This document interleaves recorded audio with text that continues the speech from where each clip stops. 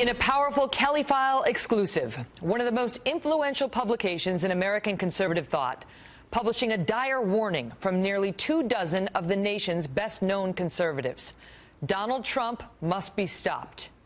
Welcome to the Kelly File. I'm Megyn Kelly.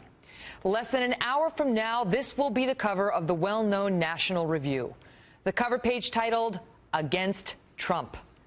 The magazine, started by William F. Buckley Jr. more than 60 years ago, described a true conservative at the time as, quote, "a fellow standing athwart history yelling, 'Stop.'" Tonight, these conservatives joined together in an attempt to do just that, publishing their objections to the Trump candidacy, and they do not mince words. Many of these men and women will be familiar to you. 3 of them will join us in just a moment on their message that Trump is not one of them. Then we will hear from the other side. Former Trump political advisor Roger Stone is here, along with Washington Times political columnist Charles Hurt. But first, we begin with one of Donald Trump's best-known new advocates, former Alaska governor and vice presidential candidate Sarah Palin. When Mrs. Palin announced her endorsement of Mr. Trump earlier this week, she hammered the so-called Republican establishment for trying to bring him down. Look what's happening today. Our own GOP machine, the establishment, they who would assemble the political landscape, they're attacking their own front runner. Now, would the left ever, would the DNC ever come after their front runner and her supporters? No, because they don't eat their own. They don't self-destruct. But for the GOP establishment to be coming after Donald Trump's supporters, even with accusations that are so false, they are so busted. Joining us now, the man who organized this effort to stop Donald Trump, National Review editor Rich Lowry. Rich, good to see you. Hi, Megyn. So when Palin gave her that endorsement, many said Trump has won over the conservative base. That's an endorsement from the conservative base. And you and the others at National Review stand up tonight and say, not so. Why? Yeah, one big takeaway from what we're doing is not the establishment necessarily that's opposing Donald Trump. You have a bunch of lobbyists on K Street right now hiding under their desks, figuring out how they can deal with Trump or perhaps co-opt him. And the point we're making, it's up to conservatives who think that Donald Trump, whatever his virtues are, doesn't truly understand the ideas and principles that make this country great. It's up to those conservatives to stand up and say, no, sorry, we oppose this guy. When you read the 22 pieces that were submitted to National Review by very well-known conservatives and Republicans in the country, I mean, Andy McCarthy among them, Michael Mukasey, and so on, the list goes, Glenn Beck as the first name in the list. What themes emerged to you?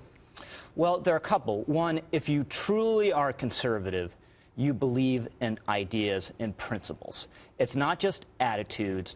It's not just who you dislike. It's limited government. It's the Constitution, it's liberty. Those are the things that truly make this country special.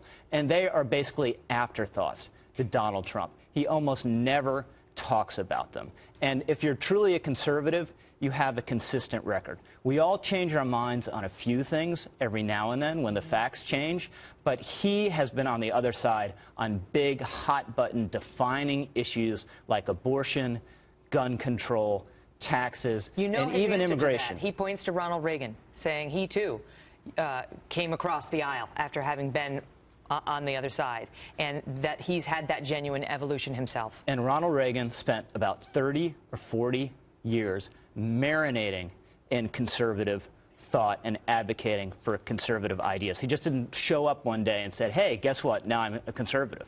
And another problem with Trump is he seems to believe what this country needs is a really effective strongman to make the trains run on time, when what we really need is the government to be cut down to size, restored to its rightful role, and then focus on the really important things, like the borders and like creating the conditions for growth. One of the pieces points out is that the country was born in an effort to avoid a heavy-handed leader who thought he could just make it better, and to re-empower the people to govern themselves, as opposed to vest all this power in one man who said he could do it.